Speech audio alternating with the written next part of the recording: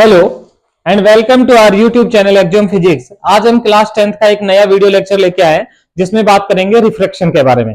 पहले वाले video lecture में मैंने रिफ्लेक्शन पढ़ाया था। तो रिफ्रैक्शन होता क्या है, देखिए जब लाइट किसी सरफेस पे इंसिडेंट होती है, हमने पढ़ा, तो वो क्या होती है, बाउंस बैक हो जाती है और एक मीडियम से दूसरे मीडियम में ट्रेवल करती है। जब एक मीडियम से दूसरे मीडियम में ट्रेवल करते हैं तो उस फिनोमेना को हम क्या बोलते हैं, रिफ्रैक्शन। चलिए देखते हैं। तो आज का हमारा टॉपिक है रिफ्रैक्शन। देखिए रिफ्रैक्शन होता है कि जब कोई एक लाइट रे स्मूथ सरफेस पे इंसिडेंट होती है, तो देखो जिस पॉइंट पे इंसिडेंट होगी वहां पर क्या बनाएंगे आप, नॉर्मल। नॉर्मल बनाने के बाद ये इस मीडियम से दूसरे मीडियम में ट्रेवल करेगी, तो इस फिनोमेना को हम बोलते हैं refraction. And light ray when light ray travel from one medium to another. अब ये एक मीडियम से दूसरे मीडियम में क्या है, तो बात आती है कि सर मीडियम क्या है। देखो मीडियम क्या होता है, मीडियम डिसाइड होता है उसकी डेंसिटी से। जिस मीडियम की डेंसिटी ज्यादा होगी उसे हम डेंसर मीडियम बोलेंगे। कंपेरेटिवली होता है, जैसे एयर और वाटर को हम कंपेयर करें तो एयर के मॉलिक्यूल्स दूर दूर होते हैं और वाटर के पास पास होते हैं, तो वाटर की डेंसिटी ज्यादा होती है और एयर की डेंसिटी कम, तो हम बोलेंगे कि एयर एक रेयरर मीडियम है। एयर एक रेयरर मीडियम है। वहीं पर एक डेंसर मीडियम कौन होगा, डेंसर मीडियम क्या होगा हमारा, वाटर हो जाएगा। यदि वाटर और ग्लास को कंपेयर करेंगे तो वाटर और ग्लास में वाटर एक रेयरर मीडियम होगा और ग्लास डेंसर मीडियम। तो ये दोनों रेस्पेक्टिवली दो मीडियम को कंपेयर करेंगे, उससे पता चलता है कि कौन सा रेयरर और कौन सा डेंसर है। तो मैंने यहां पर लिखा when light ray travel from one medium to another medium with bending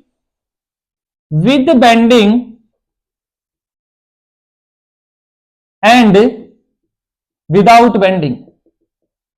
अब माइंड में आएगा सर विद बेंडिंग तो समझ में आ गया, पर विदाउट बेंडिंग कैसे होता है, तो चलिए मैं समझाता हूं आपको कि विद बेंडिंग और विदाउट बेंडिंग कैसे होता है। चलिए मैं इसको रब कर रहा हूं। देखो पहले हम सबसे पहले जो केस लेंगे, फर्स्ट केस हमारा रहेगा वो रहेगा विदाउट बेंडिंग का। विदाउट बेंडिंग कि लाइट बेंड नहीं होगी, वो कौन सी फिनोमिना है। तो देखिए बेटा, इसमें जो फर्स्ट है वो आपका है when light ray incident normal to the surface. जब आपकी लाइट रे सरफेस के परपेंडिकुलर या नॉर्मल इंसिडेंट होती है तो इट पास विदाउट बेंड, बिना बेंड हुए क्या हो जाती है, पास हो जाती है। एक केस है। सेकंड आपका रहेगा जिसको मैं पार्ट बी बना के लिख रहा हूं यहां पर, कि when medium of refractive index same, दोनों मीडियम का रिफ्रैक्टिव इंडेक्स क्या हो जाए, सेम हो जाए।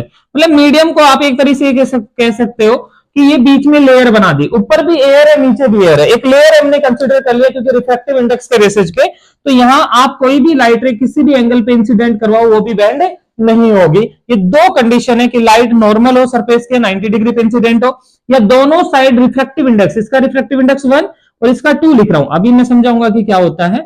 तो ये दोनों यदि इक्वल हैं तब भी लाइट रे बेंड नहीं होगी। तो ये तो है विदाउट बेंडिंग की कंडीशन। अब लिखेंगे विद बेंडिंग। तो देखो विद बेंडिंग में क्या क्या हो सकता है। लाइट आपकी दो तरीके से ट्रेवल कर सकती है, या तो रेयरर मीडियम से डेंसर मीडियम में, या फिर आपका क्या करेगा, डेंसर टू रेयरर। तो फर्स्ट केस में लिख रहा हूं कि when light travel from rarer medium to denser medium, मैं यहां पर लिख रहा हूं रेयरर टू डेंसर। ठीक है, तो रेयरर टू डेंसर में जब लाइट ट्रेवल करती है तो हमने कंसीडर किया कि एक लाइट रे यहां पर इंसिडेंट हो रही है, जहां पर लाइट इंसिडेंट होती है वहां बनेगा आपका नॉर्मल। ये नॉर्मल हो गया, ये इंसिडेंट रे है। नॉर्मल और इंसिडेंट रे के बीच में जो एंगल बनता है उसको बोलते हैं angle of incidence. Angle of incidence, देखो मैंने क्या बोला कि angle between normal and incident ray. यहां से लाइट रे बेंड होगी टुवर्ड्स टू नॉर्मल। ये कैसे पता चला, देखो जब लाइट रेयरर मीडियम से डेंसर मीडियम में ट्रेवल करती है तो यहां पार्टिकल्स की डेंसिटी बढ़ जाती है, और जब डेंसर मीडियम हो तो लाइट शॉर्टेस्ट पाथ ट्रेवल करने की कोशिश करती है, और किसी भी मीडियम में दो पॉइंट के बीच की जो शॉर्टेस्ट डिस्टेंस होती है वो परपेंडिकुलर डिस्टेंस होती है, इसलिए नॉर्मल की तरफ बेंड हो जाती है। आप याद कैसे रखेंगे, ये समझिए कि एक स्टूडेंट है जो पेरेंट्स के सामने तो अपने पाथ की तरफ चलने की कोशिश करेगा एक डायरेक्शन पे जो उन्होंने बता रखी है, और जब वो नहीं रहते तो उस पाथ से क्या हो जाता है, दूर हो जाता है। तो यहां पर देखो डेंसर रेयर मीडियम और यहां क्या होगा, डेंसर। तो ये है कंडीशन। सेकंड कंडीशन मैं लिख रहा हूं, when light ray travel from D to R, D to R का मतलब है denser medium to rare medium. देखिए इसका मैं डायग्राम यहां पर बना रहा हूं कि एक लाइट रे इंसिडेंट हो रही है, जहां इन पॉइंट ऑफ इंसिडेंस है वहां पर क्या बनेगा, नॉर्मल बना दो। ये नॉर्मल हो गया, ये आपकी इंसिडेंट रे है। इन दोनों के बीच में जो एंगल बनेगा वो angle of incidence, angle of incidence, ठीक है। अब यहां क्या होगा, ये रेयर मीडियम से नहीं डेंसर से रेयर में जा रहे हैं, तो इस केस में ये लाइट रे जाएगी अवे फ्रॉम नॉर्मल।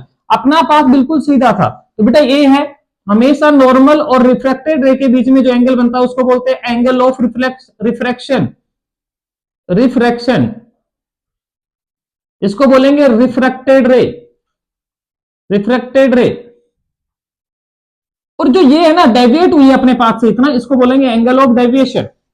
यहां पर भी आप कह सकते हो कि नॉर्मल और इंसिडेंट रे के बीच में बना एंगल ऑफ रिफ्रैक्शन, ये लाइट इतना बेंड हुई है तो इसे बोलेंगे एंगल ऑफ डेविएशन। तो आई होप ये समझ में आ गया होगा कि when light travel rare to denser it bend towards to normal, towards to normal. When light ray travel from denser to rare medium it bend away from normal, away from normal. मैंने भी बताया कि denser medium कौन है, parents. तो ये parents से जैसे ही दूर गया बच्चा तो क्या हो गया, अपने पास से दूर चला गया। अब देखिए रिफ्लेक्शन में हमने पढ़ा कि लाइट जब बेंड होती है सेम मीडियम में तो उसकी स्पीड में कोई चेंज नहीं होता, उसकी वेवलेंथ में कोई चेंज नहीं होता। बट यहां पर जब लाइट रेयर से डेंसर में या डेंसर टू रेयर मीडियम में ट्रेवल करती है तो इसकी वेलोसिटी, इसकी स्पीड में, इसकी वेवलेंथ में क्या होता है, चेंज होता है। तो समझिए सबसे पहले मैं क्या लिखूंगा कि ये जो पहला मीडियम है रेयर मीडियम, इसको 1 मान लेता हूं और इसको 2, रेयर मीडियम को 1, डेंसर मीडियम को 2। यहां पर डेंसर को 1 और इसको 2 मान लिया। तो 1 से 2 में जा रही है तो 1 रेयर है, इसका मतलब इसका रिफ्रैक्टिव इंडेक्स कम होगा और 2 का ज्यादा होगा। अब यहां आप देख रहे हैं कि एंगल ऑफ इंसिडेंस बड़ा है एंगल ऑफ रिफ्रैक्शन से, तो डेविएशन का फॉर्मूला आएगा आई माइनस है। जैसे वहां निकाला था वैसे यहां पर देखो ये आया कैसे, आई जो है वो आर प्लस डेल्टा का वर्टिकल अपोजिट एंगल है। तो आप लिख सकते हैं कि I is equal to R plus delta, तो डेल्टा इज इक्वल टू क्या आ जाएगा, आई माइनस आर। ये डेंसर टू रेयर है तो 1 का रिफ्रैक्टिव इंडेक्स ज्यादा होगा किससे, 2 से। एंगल ऑफ इंसिडेंस छोटा है, एंगल ऑफ रिफ्लेक्शन बड़ा है, तो आपका जो एंगल ऑफ डेविएशन आएगा वो यहां पर बेटा आएगा आर माइनस आई।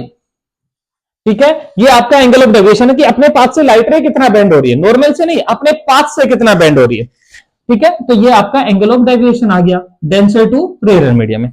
अब हम बात कर रहे थे स्पीड की। देखो आप मुझे बताइए, जैसे आप एक रोड पे हाईवे पे जा रहे हो और अचानक ट्रैफिक में जाते हो, तो ट्रैफिक में आपकी वेलोसिटी क्या होगी, स्पीड क्या होगी, डिक्रीज होगी। वैसे ही जब लाइट 1 मीडियम से 2 मीडियम में जा रही है, अब 1 से 2 का कंसेप्ट नहीं है, रेयर से डेंसर में जा रही है, तो रेयर में स्पीड ज्यादा रहेगी, डेंसर में कम हो जाएगी, तो स्पीड इसकी क्या होती है, डिक्रीज होती है। यदि स्पीड डिक्रीज हो रही है तो वेवलेंथ भी डिक्रीज होगी, तो वेवलेंथ भी क्या होती है, वेवलेंथ भी डिक्रीज होती है। ठीक है, हाँ फ्रीक्वेंसी एक लास्ट टर्म है, फ्रीक्वेंसी, फ्रीक्वेंसी, फ्रीक्वेंसी क्या रहती है, सेम रहती है, कांस्टेंट रहती है, कांस्टेंट। फ्रीक्वेंसी में कोई चेंज नहीं आता है, रेयर से डेंसर में जाए या डेंसर से रेयर में, फ्रीक्वेंसी में कोई चेंज नहीं होगा। अब आप यहां देख सकते हैं डेंसर से रेयर में, ट्रैफिक से आप वापस हाईवे पे चले गए तो आपकी जो स्पीड है वो क्या होगी, इंक्रीज हो जाएगी। यहां पर जितनी भी 1 में थी उससे ज्यादा हो जाएगी 2 में। वेवलेंथ इंक्रीज होगी, वेवलेंथ भी क्या होगी, इंक्रीज होगी। लैम्बडा 1 कम थी, लैम्बडा 2 में ज्यादा हो जाएंगे। ठीक है, फ्रीक्वेंसी बेटा, फ्रीक्वेंसी यहां पर क्या रहेगी, कांस्टेंट रहेगी, फ्रीक्वेंसी में कोई भी चेंज नहीं आएगा। तो ये एक बार आप नोट करिए। यहां पर मैंने बताया कि विदाउट बेंडिंग की 2 कंडीशन है और विद बेंडिंग में एक रेयर टू डेंसर और एक denser to rare. When light travel rare to denser it bend towards to normal, when light travel from denser to rare it bend away from normal. यहां पर velocity rare to denser में decrease होती है, जब light denser to rare travel करती है तो इसकी स्पीड क्या होती है, इंक्रीज होती है। आप एक बार इसका स्क्रीनशॉट ले लीजिए। दोनों मैंने एज इट इज रखा। अब हम बात करते हैं लॉज ऑफ रिफ्लेक्शन की। लॉज ऑफ रिफ्रैक्शन, देखिए लॉज क्या क्या है रिफ्रैक्शन के। फर्स्ट लॉ सेम रहता है बेटा, incident ray, refracted ray and normal lies in same plane. क्या बोल रहा हूं, incident ray, refracted ray and normal lies in same plane.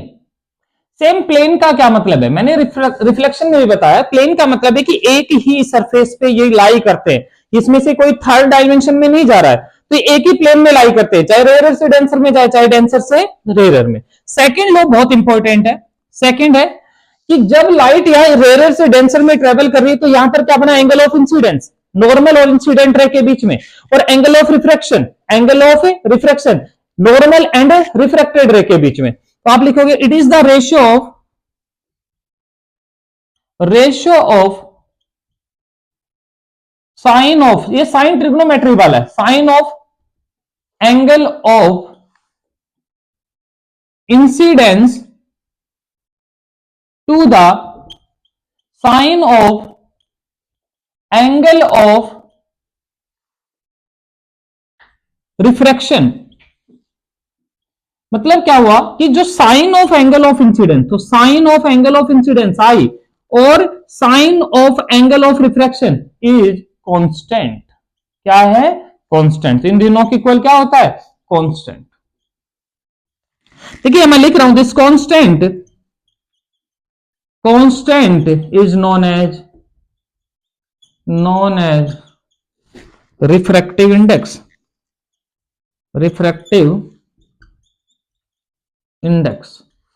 इस रिफ्रैक्टिव इंडेक्स को म्यू से, देखो यू बनाते हैं, दोनों साइड बना दिया म्यू, या स्मॉल एन से डिनोट करते हैं, ठीक है, रिफ्रैक्टिव इंडेक्स बोलते हैं। And this is it is also known as, ये पूरा लो है ना, इसको बोलते हैं it is also known as Snell's law. Snell scientist का नाम था, तो उनके नाम पे इसको स्नेल्स लॉ भी बोला जाता है। देखिए क्या हुआ, आपका जो साइन आई अपॉन साइन आर है वो क्या बन गया, म्यू। ये रिफ्रैक्टिव इंडेक्स है और इसी को क्या बोलते हैं, स्नेल्स लॉ भी बोलते हैं। बट जब दो मीडियम की बात करेंगे तो यहां रिफ्रैक्टिव इंडेक्स इसका म्यू1 लिख रखा है, यहां पर म्यू2। तो इसका रीजन क्या है, मैं यही समझा देता हूं। जब भी स्नेल्स लॉ को, यहां मैं आपको समझा देता हूं रफ करके। देखिए बेटा, यहां यदि मुझे स्नेल्स लॉ अप्लाई करना है 1 to 2 में या 2 से 1 में, इसीलिए मैंने इसको रफ नहीं किया था आपके लिए। तो देखिए यहां पर क्या हो रहा है, इसी लॉ को जब इसमें अप्लाई करना हो तो आप क्या करेंगे, आप लिखेंगे रिफ्रैक्टिव इंडेक्स जिस मीडियम में लाइट रे इंसिडेंट हो रही है, और उसके अंदर लिखेंगे sine of i equal to जिस मीडियम में रिफ्रैक्शन हो रहा है, लाइट रे रिफ्रैक्ट होने के बाद जा रही है, उसका रिफ्रैक्टिव इंडेक्स और उसी के अंदर एंगल ऑफ रिफ्रैक्शन। ये है जब दो मीडियम के अंदर अप्लाई हो, टू मीडियम जब हो, ठीक है, एयर नहीं ले रहे हम यहां पर, दोनों मीडियम अलग है। तो यहां से क्या बनेगा आपका, sine I upon sine R is equal to म्यू2 बाई म्यू1। ये रिलेटिव रिफ्रैक्टिव इंडेक्स है, कैसे रीड करेंगे भी समझाएंगे।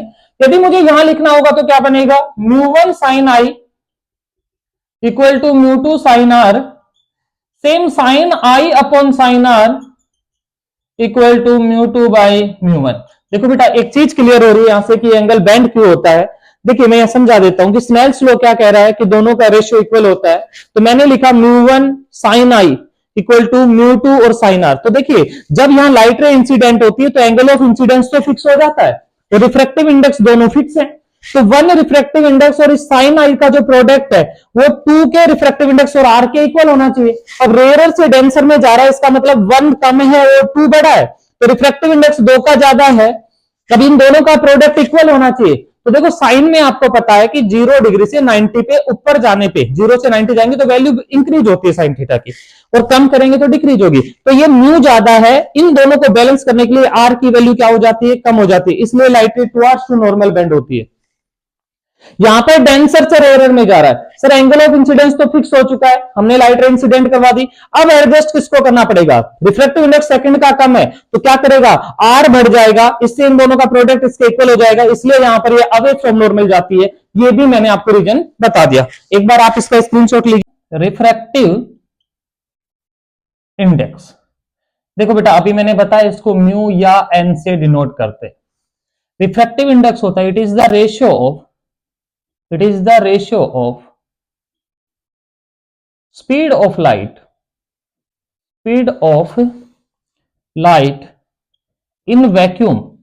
देखिए वैक्यूम के अंदर स्पीड को c से डिनोट करते हैं और इसकी जो वैल्यू रहती है वो 3 इंटू 10⁸ मीटर पर सेकेंड होती है वैक्यूम में, फिक्स है। To the speed of light in medium. Actual में रिफ्रैक्टिव इंडेक्स स्पीड के रेशियो पे डिफाइन किया जाता है, क्योंकि लाइट की जो स्पीड होती है सबसे ज्यादा वैक्यूम में होती है 3 इंटू 10⁸ मीटर पर सेकेंड। जैसे जैसे वो मीडियम में जाती है उसकी स्पीड डिक्रीज होती है, अभी हमने पढ़ा है। तो जब ये रेयर से डेंसर मीडियम में जाएगी, किसी भी मीडियम में जाती है तो स्पीड डिक्रीज होती है। उन दोनों का रेशियो जो फाइंड आउट करते हैं वो रिफ्रैक्टिव इंडेक्स को रिप्रेजेंट करता है उस मीडियम के। तो क्या बनेगा, mu is equal to speed of light in vacuum upon में speed of light in medium. देखिए बेटा म्यू इज इक्वल टू हो गया c बाई वी, ये आपका बना। अब देखो स्पीड है दोनों तो यूनिट नहीं होगी तो यूनिट लेस है, ये क्या होता है यूनिट लेस, इसकी कोई भी यूनिट नहीं है। म्यू इज, ये बहुत इंपॉर्टेंट है, is always greater than equal to 1। जो आपका रिफ्रैक्टिव इंडेक्स है, इसको रिफ्रैक्टिव इंडेक्स को कई बार एब्सोल्यूट रिफ्रैक्टिव इंडेक्स भी बोल देते हैं। तो जब भी बोला जाए कि एब्सोल्यूट रिफ्रैक्टिव इंडेक्स या रिफ्रैक्टिव इंडेक्स की वैल्यू वो हमेशा 1 से ज्यादा रहेगी या 1 के बराबर। ऐसा क्यों होता है, क्योंकि देखिए आप यहां पर वैक्यूम में स्पीड सबसे ज्यादा है तो उससे ज्यादा तो हो नहीं सकती। इसका मतलब जब किसी बड़ी क्वांटिटी को उससे छोटी क्वांटिटी से डिवाइड करते हैं तो आंसर जो डिवाइड करने के बाद आएगा वो 1 से बड़ा ही आएगा, और ज्यादा से ज्यादा इसके इक्वल हो सकता है। जैसे एयर में और वैक्यूम में लगभग स्पीड इक्वल होती है तो वहां पर इक्वल हो सकता है, तो उस केस में इसका रिफ्रैक्टिव इंडेक्स बना सकता है, बट 1 से कभी भी कम नहीं हो सकता। दूसरा रिफ्रैक्टिव इंडेक्स आता है रिलेटिव रिफ्रैक्टिव इंडेक्स।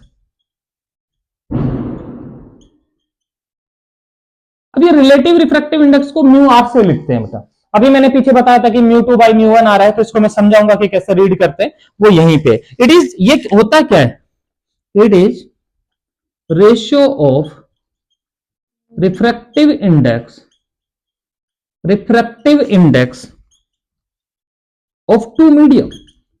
दो मीडियम के रिफ्रैक्टिव इंडेक्स के रेशियो को, जैसे μ1 बाई μ2, इसको बेटा हम लिख सकते हैं μ12, इसी को लिखा जाता है μ1 और 2। तो ये रीड कैसे करते हैं, refractive index of medium 1 with respect to medium 2। ध्यान से समझना जो मैंने लिखा है।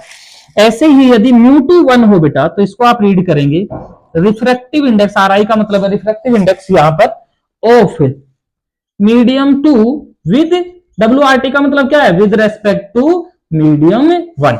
तो ये पहले लिखा 2 का 1 के रेस्पेक्ट में और यहां पर हुआ 1 का 2। इसको जैसे ऐसे लिखोगे μ2 बाई μ1 डिवाइड में ये होगा। तो ये आपका होता है रिलेटिव रिफ्रैक्टिव इंडेक्स। चलिए एक क्वेश्चन देख लेते हैं।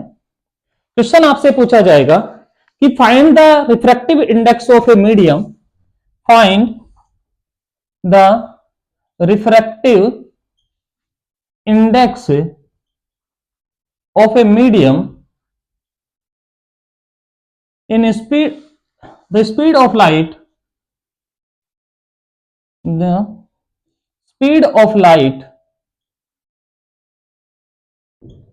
is 2.25 into 10⁸ metre per second.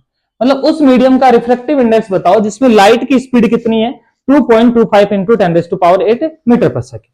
तो आप सोल्व कैसे करेंगे, सबसे पहले बेटा आप गिवन लिखेंगे कि v आपको गिवन, देखो मीडियम में जो स्पीड है उसको v से डिनोट करेंगे 10⁸ मीटर पर सेकेंड, और वी नो दैट c कितना होता है 3 into 10। ये गिवन नहीं होगा, ये आपको याद होना चाहिए, 3 into 10⁸ मीटर पर सेकेंड। म्यू का फॉर्मूला होता है C बाई V, तो म्यू is equal to 3 multiply 10⁸ divide में 2.25 इंटू 10⁸8, ये कैंसिल हो जाएगा। आप यहां से पॉइंट हटाओगे तो 300 अपॉन में 225 बनेगा। मैंने इसको 25 से कैंसिल किया पहले, तो ऊपर 12 नीचे 9 आ जाएगा, 3 से कैंसिल हो रहा है, 4/3 आ गया। तो म्यू आपका 4/3, या आप इसको 1.33 लिखोगे। एक क्वेश्चन और आ सकता है, जो मैं दूसरा क्वेश्चन बना रहा हूं, बोलेगा find the speed of light in glass of refractive index of refractive index is 1.5। ये बोल रहा है कि स्पीड ऑफ लाइट बताओ ग्लास के अंदर जिसका रिफ्रैक्टिव इंडेक्स 1.5 है। ठीक है, तो आप क्या करेंगे, फिर से आपको सोल्व करना है, तो गिवन लिखेंगे। गिवन आपको म्यू है 1.5, तो बेटा देखिए 1.5 म्यू गिवन है, और सी हमें पता है 3 into 10⁸8 metre per second. We हमें क्या करना है, फाइंड आउट करना है। तो म्यू इज इक्वल टू आप यूज करिए C by V, 3 into 10⁸8 divide में V, और म्यू हमें गिवन है, तो हम यहां से क्या करेंगे, मैं इधर सोल्व कर रहा हूं, ध्यान से देखिए। 1.5 इक्वल टू 3 इंटू 10⁸8 डिवाइड में V, तो V इज इक्वल टू आ जाएगा 3 इंटू 10⁸8 डिवाइड में 1.5। मैं पॉइंट हटाऊंगा, एक जीरो जाएगा, 15 2 2 हो जाएगा, तो V आपका आ जाएगा 2 इंटू 10⁸8 मीटर पर सेकेंड। तो ये दो टाइप मैंने बताया न्यूमेरिकल के, ये आपके एग्जाम में आ सकते हैं। रिफ्रैक्शन थ्रू ग्लास स्लैब, तो हम क्या करते हैं, एक ग्लास स्लैब कंसीडर करते हैं। जो मैं बोल रहा हूं ये आपको एग्जाम में ऐसे कैसे लिखना होगा, कंसीडर ए ग्लास स्लैब, आप इसका नाम कुछ भी रख सकते हैं, A B C D, आप अपने अकॉर्डिंग कर सकते हैं, कोई इशू नहीं है।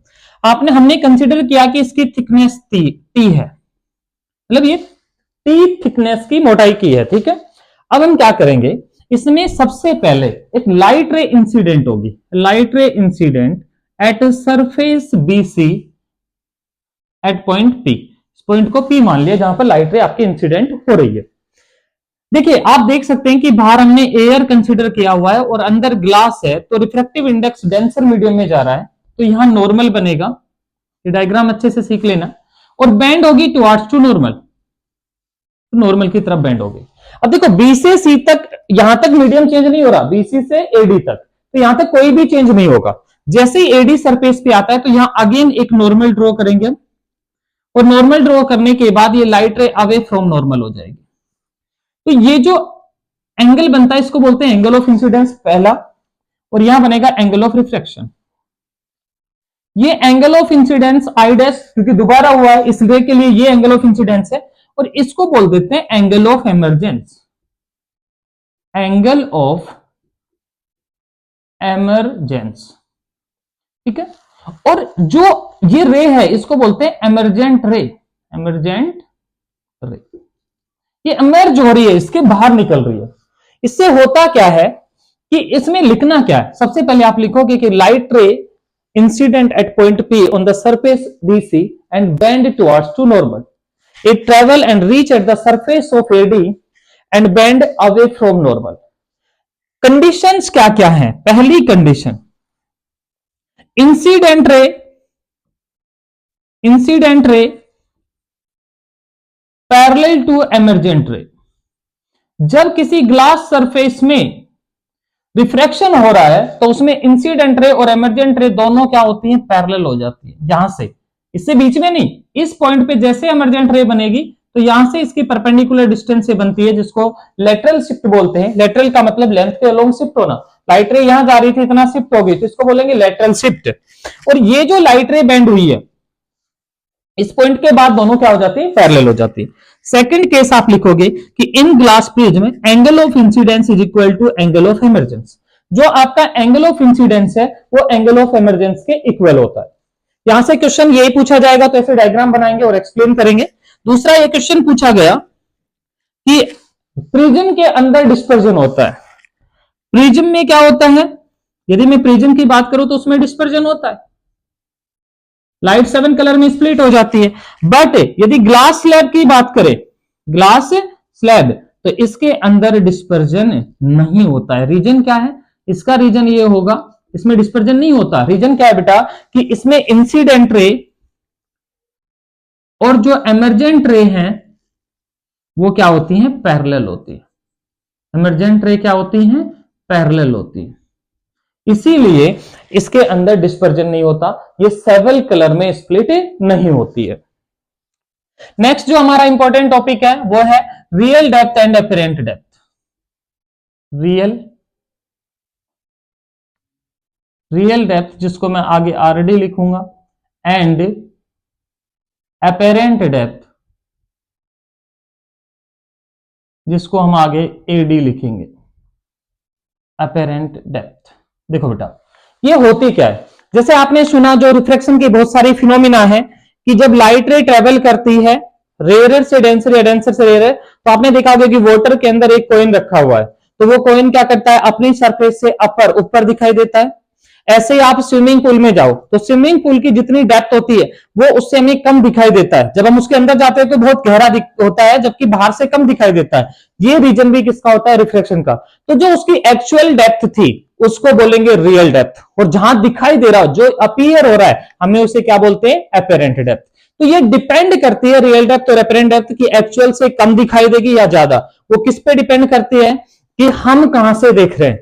यदि ऑब्जर्वर रेयर मीडियम में है और हम देख रहे हैं डेंसर मीडियम में तो हमेशा उसकी डेप्थ कम दिखाई देगी। बट उल्टा हो जाए, जैसे फिश है वो पानी में है और हमें बाहर खड़े हमें देखेगी, तो हम एक्चुअल उसकी हाइट से भी ज्यादा दूर दिखाई देंगे। जब ऑब्जर्वर डेंसर मीडियम में हो और जो ऑब्जेक्ट है वो रेयर मीडियम में, तो उस केस में उसकी हाइट बढ़ जाती है। कैसे होता है चलिए मैं बताता हूं। हम एक लेयर कंसीडर कर लेते हैं और यहां पर वाटर है, तो देखो रियल डेप्थ क्या होती है? एक्चुअल डेप्थ, उसी को रियल डेप्थ बोलते हैं। और अपेरेंट डेप्थ नाम से पता चल रहा है कि जहां पर अपेयर हो रहा है। अब मान लीजिए ये आपका कॉइन है या कोई एक ऑब्जेक्ट है, इस ऑब्जेक्ट से लाइट रे सभी डायरेक्शन में इमर्ज होगी, तो एक लाइट रे हम कंसीडर करेंगे जो बिल्कुल सीधी जाएगी, क्योंकि जो भी सरफेस के नॉर्मल आएगी वो कभी भी बेंड नहीं होती है। दूसरा हम क्या करेंगे, एक लाइट रे में ऐसे ले लेता हूं, यहां नॉर्मल बनेगा और ये एंगल पे इंसिडेंट हो रही है तो बेंड हो जाएगी। जैसे ही बेंड होती है इसको पीछे एक्सटेंड करते हैं तो इसकी इमेज यहां बनेगी। तो जो ऑब्जर्वर यहां से देख रहा है उसको ये इमेज इस पॉइंट पे दिखाई देगी ना। तो ये जो एक्चुअल डेप्थ है इसको बोलते हैं रियल डेप्थ, और ये दिखाई हमें यहां से यहां दे रहा है तो ये क्या हो गया? Apparent depth. और बेटा जो ये शिफ्ट हुआ ना यहां से यहां तक, इसको बोलते हैं नॉर्मल शिफ्ट। Normal shift. तो आपके ये फॉर्मूला नहीं आएगा, बस इतना ही पूछा जाएगा तो मैं बता रहा हूं। अब आप कह सकते हो कि ये रेयर मीडियम है और ये डेंसर मीडियम है, तो जब आपका ऑब्जेक्ट व्हेन ऑब्जेक्ट, मैं दो केस लिख रहा हूं, when object in denser medium, denser medium, तो उस केस में जो आपकी अपेरेंट डेप्थ होगी एडी, मैंने बता दिया कि अपेरेंट डेप्थ एडी लिख रहा हूं मैं, वो रियल डेप्थ से म्यू टाइम्स कम हो जाएगी। म्यू क्या है? Refractive index of denser medium. इस मीडियम का जो भी रिफ्रैक्टिव इंडेक्स है उससे म्यू टाइम्स कम हो जाएगी, म्यू से डिवाइड हो जाएगा। बट यही केस यदि चेंज हो जाता है, ऑब्जेक्ट, सेकंड केस में लिख रहा हूं, if object in rare medium, यदि ऑब्जेक्ट आपका रेयर मीडियम में, मतलब जो ऑब्जर्वर है वो डेंसर मीडियम में, तो उस केस में अपेरेंट डेप्थ होगी आपकी mu times of real depth, मतलब ऊपर दिखा देगी। मैं ये कह सकता हूं कि यदि कोई स्विम कर रहा है और बाहर में कोई खड़े किसी इंसान को देख रहा है तो उसकी डिस्टेंस जितनी भी उससे है वो उससे ज्यादा डिस्टेंस पे दिखाई देगा। ये कंसेप्ट है real depth and apparent depth का। इसीलिए जो पेंसिल बेंड दिखाई देती है, कॉइन ऊपर दिखाई देता है, या ये कहते हैं कि स्विमिंग पूल में जाओ, पॉन्ड के अंदर जाओ तो उसकी जो गहराई है वो एक्चुअल हमें दिखाई नहीं देती, उससे कम दिखाई दे रही है। उन सभी का रीजन क्या है? Real depth and apparent depth, मतलब रिफ्रैक्शन। ये सभी किसकी वजह से हो रहा है? रिफ्रैक्शन की वजह से हो रहा है। इसको आप नोट करिए, फिर हम नेक्स्ट टॉपिक लेंगे, बात करेंगे लेंस की। तो लेंस क्या होते हैं? दो स्फेरिकल ग्लास लिए जाते हैं बेटा। लेंस के बारे में बात करें तो मैं क्या कह रहा हूं कि दो ऐसे स्फेरिकल ग्लास सरफेस ली जाती है, जब उनको ज्वाइन करते हैं तो अलग अलग तरीके के क्या बन जाते हैं? लेंस बन जाते हैं। एक लेंस यदि मैं इसमें ज्वाइन कर दूं ऐसे, तो ये बनेगा हमारा कन्वेक्स लेंस, और यदि इसके साथ में एक सरफेस इधर की तरफ ऐसे ज्वाइन कर दूं और इन दोनों को बंद कर देते हैं, ये मतलब इस तरीके से, तो ये बनेगा आपका कनकेव। याद रहे ये मिरर से उल्टा होता है, मतलब ऐसे नहीं कि मिरर में जो कनकेव की प्रॉपर्टी होती है, कनकेव मिरर की, वो यहां कन्वेक्स लेंस में आती है। तो आप देखेंगे इसको बोलते हैं कन्वर्जिंग, और इसको हम बोलेंगे डाइवर्जिंग लेंस। ये लाइट रे को डाइवर्ज करता है। सर कैसे? देखिए मैं डायग्राम बना के दिखा रहा हूं कि जैसे कोई लाइट रे आ रही है तो ये इसको एक पॉइंट पे कन्वर्ज करेगा, और यदि इसी पे सेम कनकेव पे लाइट रे आती है तो ये उस लाइट रे को डाइवर्ज करता है, डाइवर्ज करेगा। तो ये पीछे की तरफ कहीं हम मानेंगे कि यहां में ज्वाइन कर रहा है। तो ये हो गया कन्वर्जिंग, और ये क्या हो गया? डाइवर्जिंग। ये इंसिडेंट रे है, ये क्या है? हमारी इंसिडेंट रे। तो सेम वैसे ही जैसे हमने मिरर में पढ़ा, यहां पर भी इसमें फोकल लेंथ होती है, सेंटर ऑफ कर्वेचर होता है, प्रिंसिपल एक्सिस होता है, ऑप्टिकल सेंटर होता है। तो देखिए जो लेंस के मिड पॉइंट होता है इसको बोलते हैं ऑप्टिकल सेंटर, ओ से डिनोट करते हैं। जो लेंस के मिड में होता है उसे क्या बोलते हैं? Optical centre. ध्यान से समझना। इसके अंदर फोकल लेंथ बोथ साइड होती है, सेंटर ऑफ कर्वेचर भी दोनों साइड होते हैं। ऐसा क्यों होता है? देखिए यदि मैं इसको देखूं तो ये स्पेरिकल सरफेस का इधर सेंटर ऑफ कर्वेचर बनेगा, दूसरी वाली का इधर बनेगा, तो इसलिए इसके both side centre of curvature होते हैं। तो एक को आप C1 और एक को क्या लिख देते हैं? C2। जो राइट में उसको C1 और लेफ्ट में उसको C2 लिखेंगे।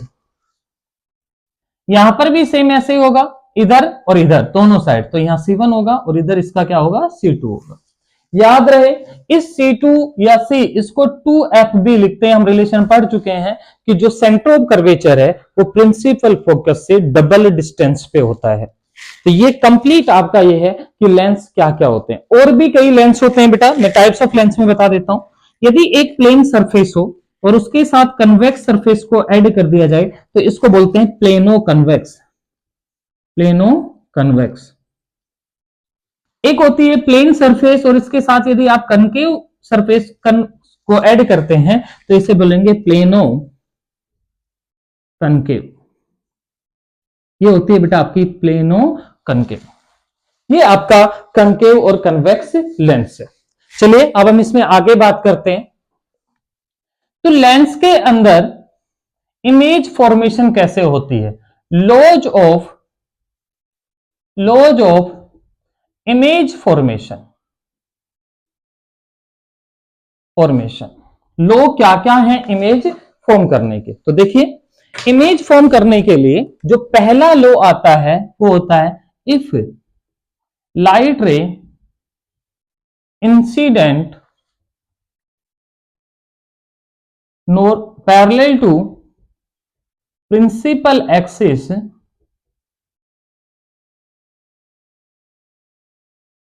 It pass to focus. या आप ब्रैकेट में ये कन्वेक्स के लिए, कनकेव के लिए लिखो it seems pass through focus.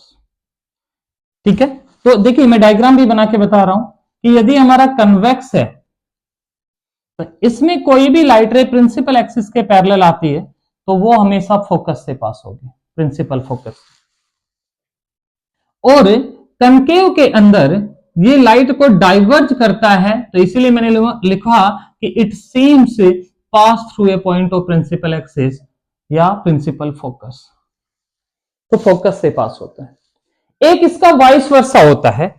Vice versa क्या है कि यदि लाइट रे इंसिडेंट, सेकंड में लिख रहा हूं, if light ray incident from focus after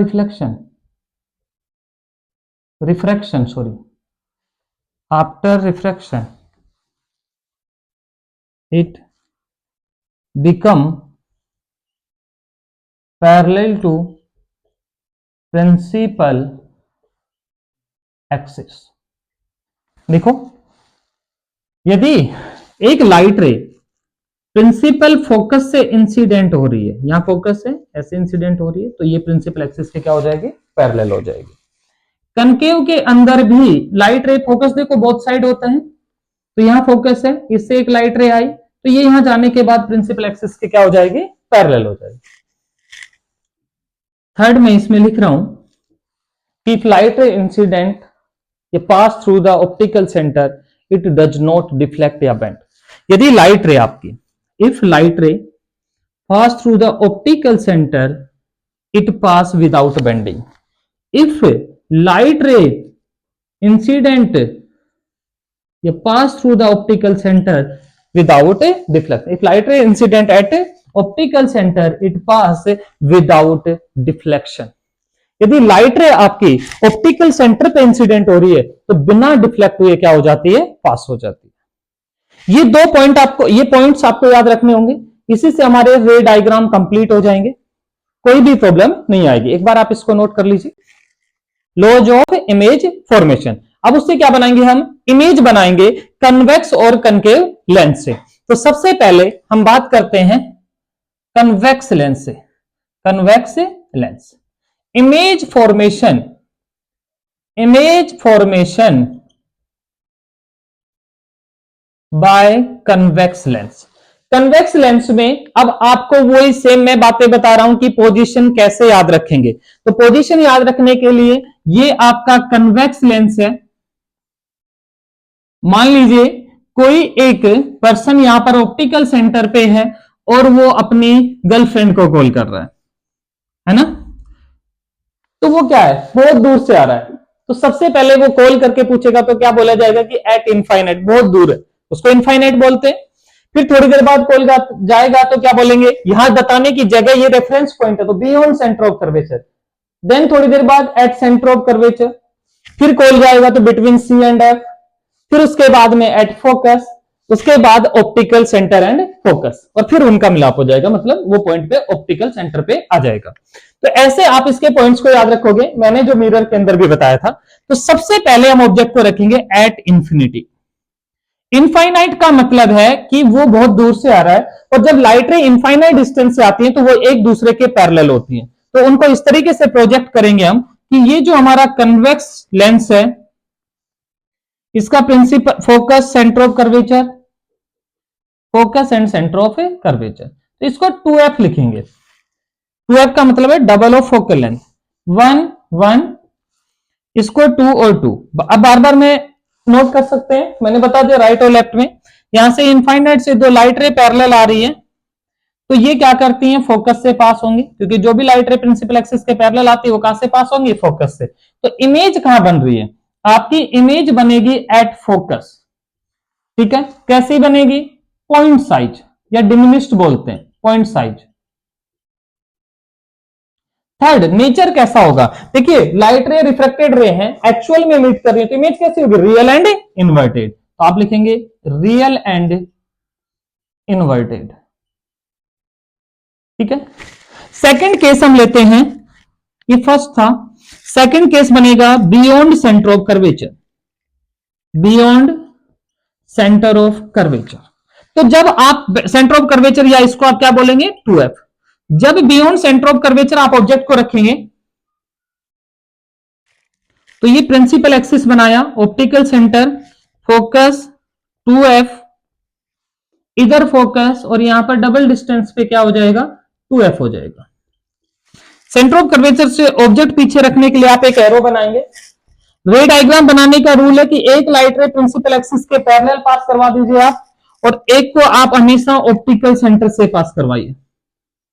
तो ये दोनों light ray between C, image बनेगी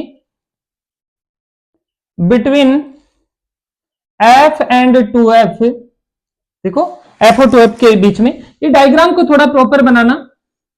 ये जो लाइट रे है वो छोटी बनेगी किससे, इस ऑब्जेक्ट से, तो हम लिखेंगे स्मॉल साइज, स्मॉल साइज।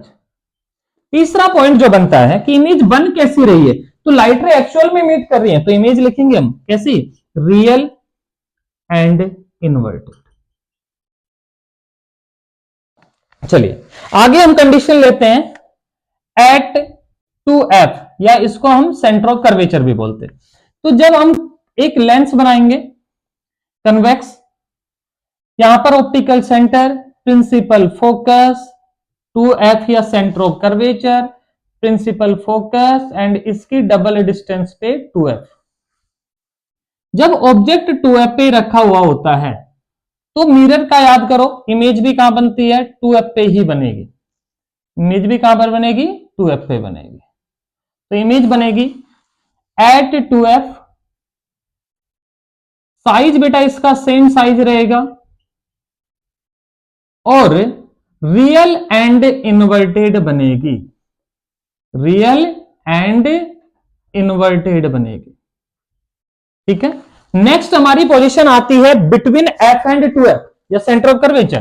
तो बिटवीन f एंड 2f, जब f और 2f के बीच में रखते हैं, आप कनकेव मिरर, सबसे पहले कन्वेक्स लेंस बनाइए, focus and double distance of focus, जिसको सेंटर ऑफ कर्वेचर भी बोलते हैं।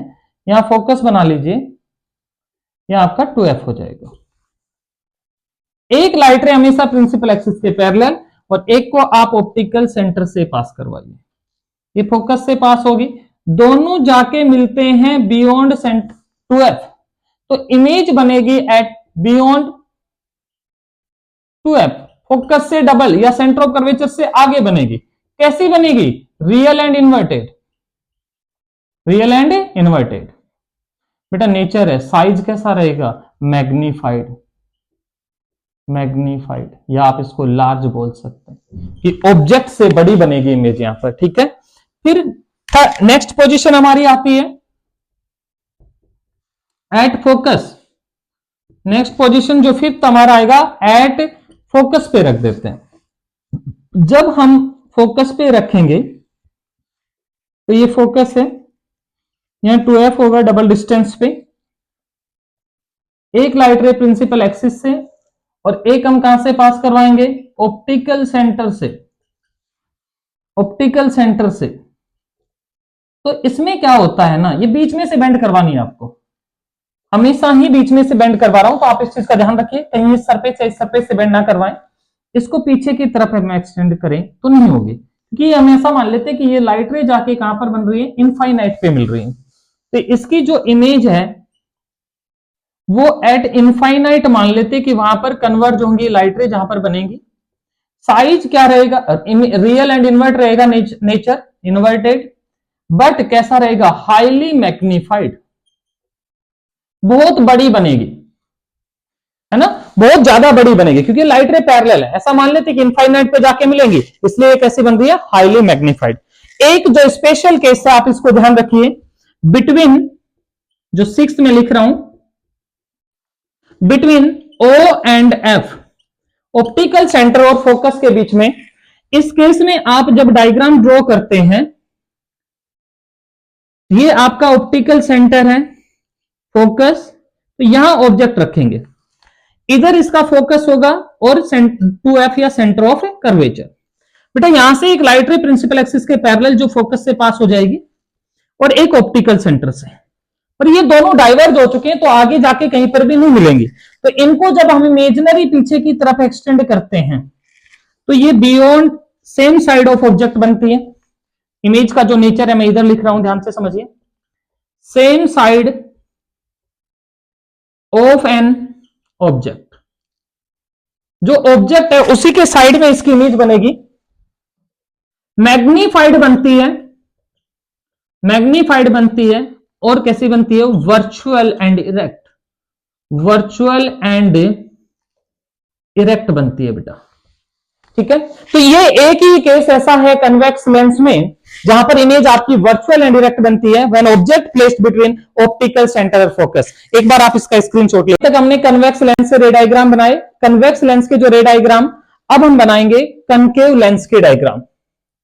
कनकेव लेंस, तो देखिए बेटा कनकेव लेंस में दो ही पोजीशंस होती है, हम दो ही लेते हैं। एक लेते हैं एट इंफिनिटी, जब ऑब्जेक्ट कहां पर हो, इनफाइनाइट पे। रीजन बताऊंगा इसका ऐसा क्यों लेते हैं।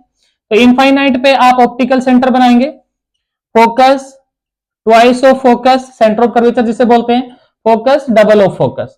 आप लाइट रे इनफाइनाइट से लेके आओगे तो ये यहां पर डाइवर्ज हो जाती है, डाइवर्जिंग लेंस है, तो ये दोनों लाइट रे कहां मिल रही है, फोकस पे। तो इमेज बनेगी एट फोकस बनेगी, वर्चुअल बनेगी and erect. Virtual and erect ये स्क्रीन पे फॉर्म नहीं होती है। और साइज कैसा रहेगा, पॉइंट साइज या डिमिनिश्ड बोल सकते हो, पॉइंट साइज। एक और केस आता है इसी में, एट फाइनाइट डिस्टेंस। सर वहां पर तो नाम है बहुत सारे, मिरर में तो नाम नहीं थे, यहां तो नाम है, आप पढ़ोगे तब पता चलेगा मैं क्या कहना चाह रहा हूं, कि यहां तो पोजीशंस हैं, बियॉन्ड टू एफ रख सकते हैं, एफ रख सकते हैं, बट फिर भी दो ही कंडीशन क्यों ले रहे हैं, क्योंकि जब इस ऑब्जेक्ट को इनफाइनाइट के अलावा कहीं पर भी रखा गया तो उसकी इमेज हमेशा बिटवीन ओ और एफ के बीच में ही बनती है, इसलिए हमने एक ही कंडीशन लेते हैं, कहीं पर भी रख लो, जैसे मैंने यहां रखा, एक यहां से गई लाइट रे, ये बैंड हो जाएगा, और एक ऑप्टिकल सेंटर से, तो ऑलवेज जो इसकी रे बनने वाली है इमेज, वो बनेगी ओ एंड एफ। इसीलिए हम इसमें दो ही केस लेते हैं, image between O and F, virtual and erect. Virtual and erect मैंने पहले वाले में बता रखा है कि वर्चुअल इमेज का मतलब क्या है, रियल इमेज का मतलब क्या है, और कैसा साइज रहेगा, स्मॉल साइज। बेटा एक क्वेश्चन ध्यान से सुनना इस बात को, कि आपसे पूछा जाए कि वर्चुअल इमेज फॉर्म करनी है तो कौन सा लेंस चाहिए, तो हम जनरली बोल देते हैं कनकेव लेंस, बट ये भी देखना होगा कि साइज बड़ा है या छोटा है। यदि मैग्नीफाइड पूछ रहा है तो कनकेव में when object placed between O and F, जबकि वैसे वर्चुअल और स्मॉल साइज बनाना है, डिमिनिश्ड बनाना है, पॉइंट साइज रखना है, स्मॉल साइज चाहिए, तो फिर हम लेंगे कनकेव लेंस लेंगे। तो ये है, इसको बोलते हैं एट फाइनाइट डिस्टेंस बोलते हैं, फाइनाइट डिस्टेंस मतलब इनफाइनाइट के अलावा कहीं पर भी रखो तो आपकी image between O and F के बीच में बनेगी, वर्चुअल एंड इरेक्ट बनेगी। तो ये आपके रे डायग्राम हो गए। देखिए बेटा, जैसे मैंने लेंस मिरर के अंदर आपको मैग्निफिकेशन, रेडियस ऑफ कर्वेचर बताया, पॉजिटिव नेगेटिव, वैसे यहां पर भी मैं साइन कन्वेंशन के बारे में बता रहा हूं। पहले तो देखिए, जो आपका कन्वेक्स है और ये आपका कनकेव, तो इसकी जो फोकल लेंथ है वो आपकी पॉजिटिव आएगी, क्योंकि ये राइट साइड में आती है ऐसे, और इसकी जो फोकल लेंथ है वो नेगेटिव होगी, क्योंकि ये पीछे की तरफ, तो लेफ्ट साइड में ऑलवेज नेगेटिव लेते हैं, तो इसकी फोकल लेंथ नेगेटिव लेनी है।